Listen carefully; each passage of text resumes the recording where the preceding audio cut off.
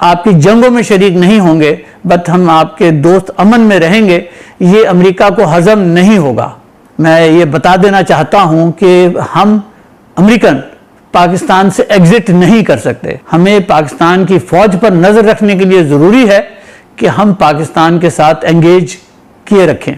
Daniel मार्के अपनी किताब में मजीद लिखता है कि हमने आज से 72 साल पहले यह फैसला कर लिया था कि पाकिस्तान को डेवलप होने की इजाजत नहीं दी जा सकती। बिस्मिल्लाहिर्रहमानिर्रहीम। मोहतरम नाज़रीन कराम, आज आपकी खिदमत में मैं एक और किताब है उसके बारे में बात करूंगा, no exit from Pakistan by Daniel Markey. Daniel Markey is an American author who has worked on this book for about 25 years, and then इसमें इसने बड़ी डिटेल में अहाता किया है पाकिस्तान और अमेरिका के ताल्लुकात पे, और आपकी खिदमत में मैं जब पेश करूँगा आप सुनकर हैरान होंगे कि अमेरिका पाकिस्तान में क्या क्यों कुछ करता रहा है। डैनियल मार्के अपनी किताब में लिखता है कि अमेरिका ने पाकिस्तान पर कभी एतबार नहीं किया। The Americans have never trusted the Pakistanis। और अगली बात वो ये कहता है कि हम जितने भी और जितने ज्यादा पैसे पाकिस्तानियों को देते हैं वो उतनी ही हमसे ज्यादा नफरत करते चले जाते हैं। The more money we give to the Pakistanis, the more they hate us।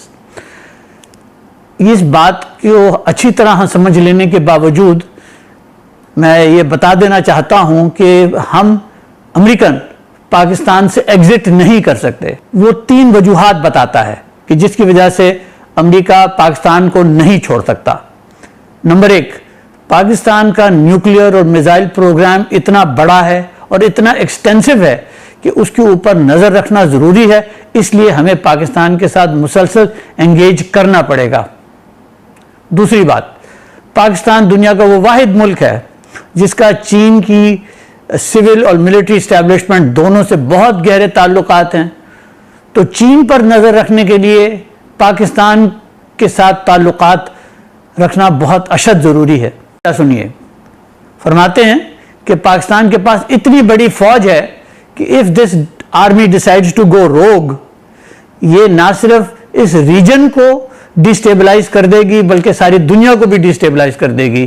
तो लिहाजा हमें पाकिस्तान की फौज पर नजर रखने के लिए जरूरी है कि हम पाकिस्तान के साथ एंगेज किए रखें। ये तो 3 वजह है पाकिस्तान के साथ ताल्लुकात रखने की।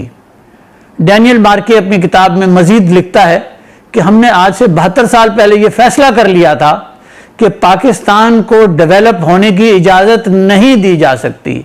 हम पाकिस्तान को दुनिया इस्लाम को लीड करने की इजाजत नहीं दे सकते, और इसके लिए हमने कुछ तरीके अपनाए हैं, और वो तरीका यह है कि पिछले 72 साल से हमने पाकिस्तान को we have kept it in a managed destabilized position, कि उसको इतना डिस्टेबलाइज रखो कि जिसको हम मैनेज कर सकें। और फिर वो ये भी बताता है कि हम इस मैनेज्ड डिस्टेबलाइजेशन को करते कैसे, कि हम पाकिस्तानी लीडर्स को खरीदते हैं, जिसके अंदर पॉलिटिकल लीडर्स भी हैं, सिविल और मिलिट्री की ब्यूरोक्रेसी के लीडर्स भी हैं, जिसमें जर्नलिस्ट भी हैं, मीडिया हाउसेस भी हैं और एकेडमिशियंस भी हैं।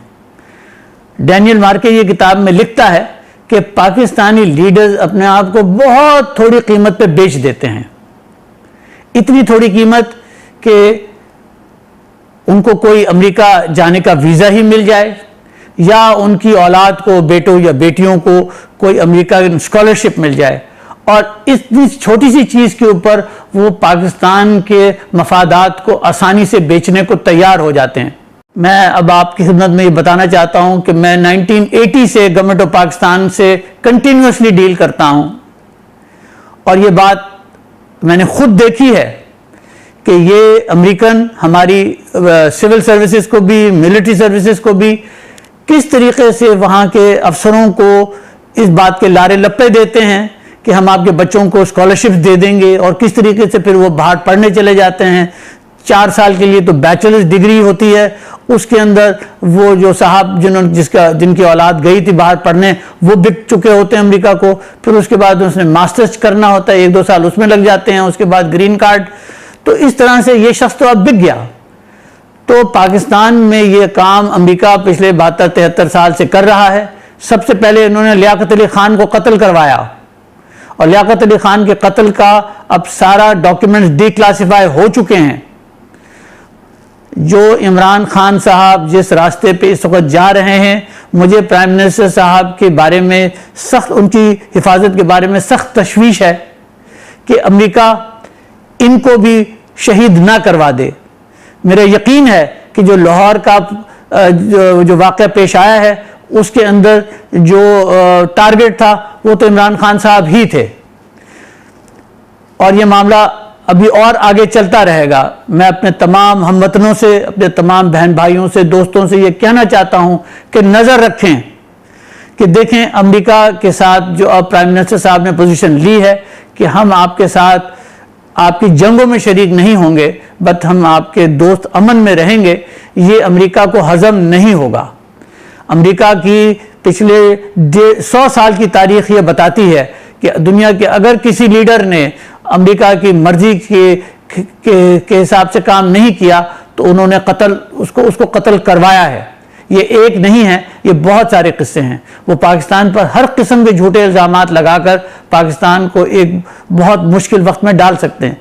तो मेरे भाइयों, बहनों, दोस्तों, बुजुर्गों, ये समझ लो कि हम सबको खड़ा होकर पाकिस्तान के लिए खड़ा होना होगा और हिफाजत करनी होगी और देखना होगा कि किन के बच्चे बाहर पढ़ रहे हैं और वो किन स्कॉलरशिप्स पे गए हैं और वो किन किन पोजीशन पे पाकिस्तान में बैठे हुए हैं। सिविल भी है, मिलिट्री भी है, पुलिस भी है, रेंजर्स भी है, बॉर्डर सिक्योरिटी फोर्स, सब लोग हैं जिनके साथ अमेरिका ने ये उनको खरीदा हुआ है। बहुत शुक्रिया।